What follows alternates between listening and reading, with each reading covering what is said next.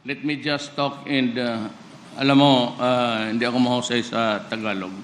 Bisaya po ako at while I grew up in a place where mixed.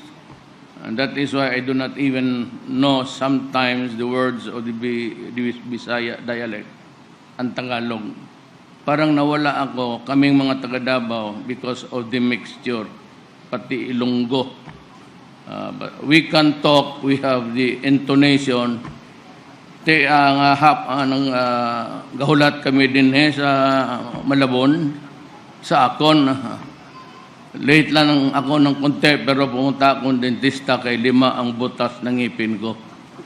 Walang tagalan. So I in a hurry. I am really in a hurry. Not in the stock of mind tonight.